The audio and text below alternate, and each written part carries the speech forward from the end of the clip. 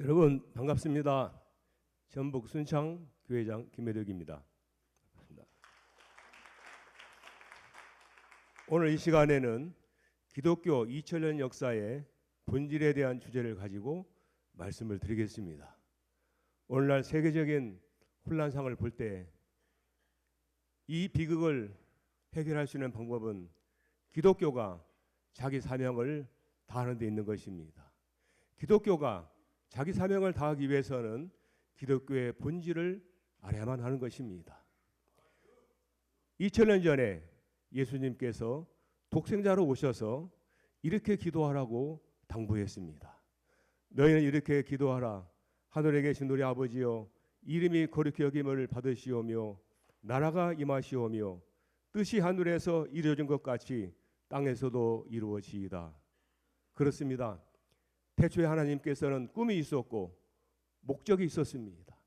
그런데 그 하늘의 뜻이 지상의 인간의 무주로 말미암아 그 뜻이 이루어지지 못하고 있기 때문에 독생자 예수님께서는 그 뜻이 이루어지기 위해서 땅에서 그 뜻이 이루어지도록 기도하라고 당부하셨습니다. 이것이 주기도문인 것입니다. 태초에 하나님께서는 뜻이 있었습니다. 하나님께서 피조 세계와 인간 조상 아담 하와를 창조하실 때에는 분명히 목적이 있었습니다. 그 하나님은 무용으로 계시지만 그 하나님의 심정이 동기화 되어서 참 사랑의 실체로서 아담과 헤아를 당신의 첫 번째 아들과 딸로 창조하시고 축복해 주었습니다. 그 아담과 헤아가 하나님 말씀을 지켜서 순결하고 성숙한 아들딸이 되어서 성인이 되었더라면 그들은 하나님께서 혼인케 하시고 참된 자녀를 낳아 참부모가 되었더라면 얼마나 좋았겠습니까? 하늘 부모님의 영원한 실태상으로 지음받은 아담 헤아도 영원한 하나님의 독생자요 독생녀가 되는 것입니다. 하나님이 영원하듯이 하나님의 독생자 독생녀도 영원한 것입니다. 그러한 하늘 부모님과 참 부모가 신인의 일체 이상을 이루게 되면은 천지인 참 부모로서 완성하게 되고 지상과 천상의 천국이 시작하게 되는 것입니다. 바로 이것이 하늘 부모님의 꿈이요 뜻이었습니다. 그런데 어떻게 되었습니까? 인간 조상 아담 헤아의 타락으로 말미암아 하늘 부모님의 혈통을 잃어버리고 말았습니다. 오늘 인간은 마귀의 자녀가 되고 말았습니다. 따라서 에덴 동산의 독생자 독생녀 자리는 사라지고 말았던 것입니다. 그러나 그 하나님의 뜻은 영원 불변 절대적인 뜻이기 때문에 독생자와 독생녀를 보내기 위한 섭리를 시작하시게 되는 것입니다. 그러한 섭리 가운데 하늘 부모님께서는 이스라엘 선민을 택하시고 섭리를 이끌어 가십니다. 선민 이스라엘은 하늘 부모님을 모시고 따르며 인류의 참부모가 될 독생자 독생녀를 탄생케 하기 위한 혈통복귀 섭리를 위한 사명을 완수해야 했던 것이었습니다. 이런 섭리 가운데 하늘은 맨 먼저 아브라함을 택하시고 그 아브라함을 통해서 섭리를 이루시기를 소망했으나 아브라함의 실수로 말미암아 그 섭리는 아들 이삭과 야곱을 거쳐서 장자권과 또 베레스와 세레를 통한 복중복기를 통해 야곱 때에 이르러 혈통복귀의 기대를 조성하는 중요한 선벽 사건이 이루어졌던 것입니다. 혈통복귀 기대를 승리한 이스라엘 선민의 혈족을 통해 하늘 부모님의 혈통을 이어받은 독생자 독생녀가 사탄의 잠소 없이 탄생할 수 있는 국가적 승리 기대가 조성되어야 했던 것입니다. 왜냐하면 사탄 세계는 이미 강력한 주권 국가를 이루고 있기 때문에 아브라함 가정이 민족을 이루고 국가를 이루어서 메시아를 맞이할 수 있는 준비를 해나가야 됐던 것입니다. 4천년 당언복귀 섭리 역사를 통해서 하늘 부모님께서는 선민 이스라엘 가운데 마리아를 통해 인간 시조 타락 이후 최초로 하늘 부모님의 혈통을 이어받은 초림 독생자 예수님을 탄생케 하신 것입니다. 그 이전에도 없었던 오직 예수님은 독생자로서 하나님을 아버지라고 부르는 역사적인 사건이 있었던 것입니다. 이 아바란 말은 아람어인데 아빠란 말입니다. 나의 친아버지처럼 아바 아버지 이렇게 예수님은 하늘 부모님을 불렀습니다. 독생자 예수님이 무사히 성장해서 독생녀를 맞아 참부모가 되는 뜻을 이루기 위해서는 보호받을 울타리가 필요했습니다. 마리아와 요셉, 사가랴와 엘리사벳, 세례요한 등이 이를 위한 중심 인물이었던 것입니다. 그러나 어떻게 됐습니까? 세례요한은 예수님을 증거하였으나 그 이후에는 따르지 않았고, 제사장 사가랴는 예수님을 방관했으며 세례요한은 예수님과 무관한 자리에 서게 됨으로 말미암아 예수님과 유대민족이 하나 될 수 있는 길은 열리지 못했던 것입니다. 마리아는 예수님을 독생자로 모시고 따르면서 예수님이 독생녀를 만나 참부모가 될 수 있는 책임을 다해야 했으나 사가랴 가정과 소원해지고 또 요셉과 지속적인 부부관계를 함으로 말미암아 여러 자녀를 낳게 됩니다. 따라서 하늘의 계시로부터 멀어짐으로 말미암아 예수님을 보호해야 할 책임을 하지 못하게 되었던 것입니다. 요셉 또한 하늘 부모님의 뜻을 이해하지 못한 채 인간적인 시각으로 예수님과 마리아를 바라보고 예수님 모시는 사명을 다하지 못했습니다. 하늘이 예비한 마리아와 요셉, 사가랴 가정, 그리고 유대계와 유대민족은 예수님의 본질을 모른 채 인간적인 시각과 이기적인 욕망에 사로잡혀 예수님을 율법 파괴자, 신성 모독자, 혹세 무민하는 선동자 등으로 예수님을 몰아세우며 반대하였고 예수님을 모시고 따라야 할 사명을 망각하고 책임을 실패하고 말았던 것입니다. 만약에 사가랴가 책임을 다했고 세례요한이 책임을 다했더라면 어떻게 됐겠습니까?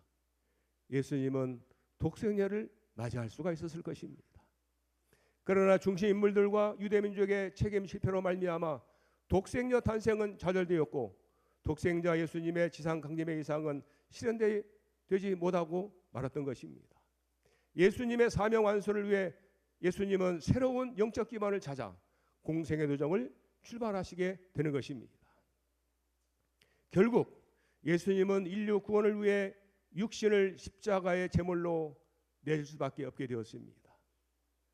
그러나 하나님의 큰 능력으로 그 예수님의 효순의 도를 다한 그 기반 위에 예수님은 부활하셨고 부활한 예수님께서는 40일 노정을 걸으시며 전 인류의 죄를 대속할 수 있는 길을 개척을 하신 것입니다. 부활하신 예수님 앞에 돌아섰던 제자들은 회개하고 예수님을 영접하고 또 12제자를 다시 회복하면서 예수님을 믿고 따름으로 말미암아 예수님은 성령과 함께 영적 참부모가 되어 영적 중생의 역사를 하실 수 있는 기도를 조성하셨던 것입니다. 예수님이 걸어가신 십자가의 길은 전 인류를 영적으로라도 중생케 하여 복귀하시기 위해 걸어가신 거룩하고도 숭고한 도정이었습니다. 독생자 예수님의 그 한스러웠던 사정과 심정을 우리가 헤아릴 수가 있어야 될 것입니다. 저는 고2 때 원리강론을 보고 예수님의 십자가가 억울한 죽음인 것을 알고 눈물을 흘리고 통일교에 입교했던 적이 있습니다. 예수님의 그 억울한 한을 오늘 기독교인들에게 우리가 밝혀야 될 것입니다. 예수님은 부활하신 후 50일째 되는 날 사도들을 비롯한 신도들이 모인 가운데 성령이 강림하였습니다. 성령이 충만하게 된 그들은 세상으로 나아가 예수님의 말씀을 전파하고 실패한 유대민족을 대신하여 기독교가 하늘 부모님의 섭리 경륜의 중심이 되었던 것입니다. 초대 기독교인들은 로마 제국으로부터 이루 말할 수 없는 박해와 핍박을 받았지만 이에 굴하지 않고 신앙을 굳건시키며 기독교는 폭발적으로 성장을 하였던 것입니다. 이를 토대로 기독교는 313년 로마 콘스탄티누스 황제에 의해서 공인이 되어 신앙의 자유를 얻게 되었으며 392년에는 데오도시우스 황제에 의해서 로마 전역에서 국교로 채택이 되었습니다. 서기 800년 교황 레오 3세는 황제에게 축복함으로 말미암아 신성 로마 제국이 세워지고 기독교 정신을 중심으로 한 서유럽 세계가 형성이 되었고 동유럽과 근대 유럽은 동방 정교회를 중심하고 비잔틴 제국을 통해 기독교를 중심한 사회가 뿌리를 내렸던 것입니다. 기후 15세기 이후에 대항해 시대가 열리면서 기독교는 전 세계로 전파되었고 세계적인 종교가 되었던 것입니다. 초대교회는 예수님으로부터 직접 지도받은 사도들의 권위를 개성한 권위를 바탕으로 성경에 대한 해석권을 가지고 정통 교리를 확정하고 성사를 통해 구원을 매개하면서 신자들을 영적으로 지도하였습니다. 그러나 갈수록 말씀과 성령을 갈구하는 신도들을 제대로 지도하지 못하고 체제와 조직을 만들어 구조화했던 것입니다. 이러한 과정에서 기독교의 한계와 타락을 여실히 보여주는 성직 매매와 수도원의 타락과 교회의 세속 권료가 면죄부 판매 등으로 말미암아 기독교가 사회 현실과 타협한 여러 풍습 등이 문제로 나타나게 되었던 것입니다. 하늘 부모님은 유대 민족을 대신하여 기독교 기반을 통해 독생자 예수님의 사명을 대신할 재림 메시아와 독생자 탄생을 준비하는 섭리를 격려하셨지만 책임보다는 중세 시대의 카톨릭을 거듭나게 하셔야 되기 때문에 종교 개혁이 나타나게 되는 것입니다. 1511년 마르틴 루터가 비텐베르크 대학 정문에 교황에 대한 95개조 반박문을 제시하며 일어난 종교개혁 운동은 면죄부 판매를 비판하는 것을 도화선으로 삼아 유럽 전역으로 확산되었습니다. 이제 루터가 시작한 종교개혁은 장 켈빈을 통해 완성되어 개신교 신학이 정립이 되었습니다. 칼뱅은 기독교 교회의 부패를 개혁하고 참된 교회를 회복해야 될 필요성과 방안을 1543년 교회 개혁의 필요성이라는 논문을 신성로마제국 의회와 칼 5세에게 제출을 했던 것입니다.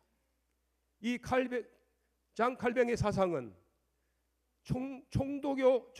종교도의 결정적 영향을 주게 되었던 것입니다.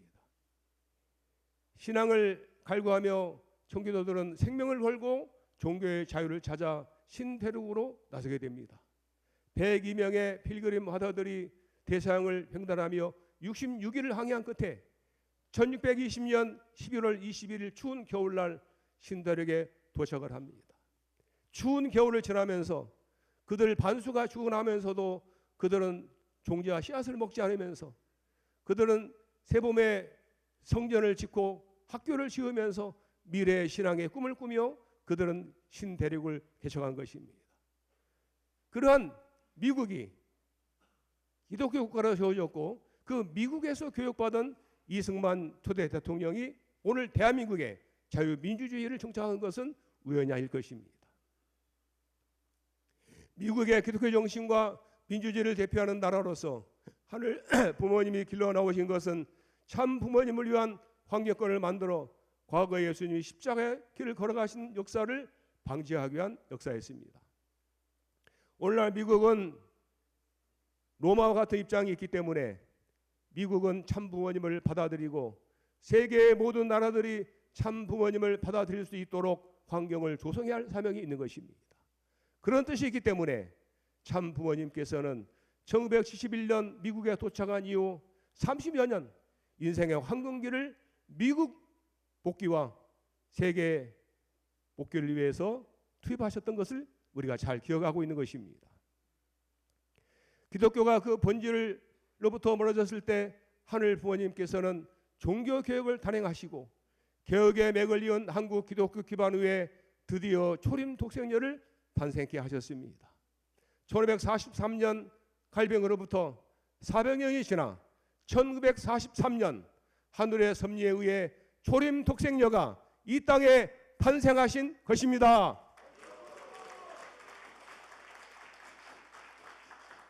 이제 우리는 기독교의 본질을 분명히 알아야 되겠습니다.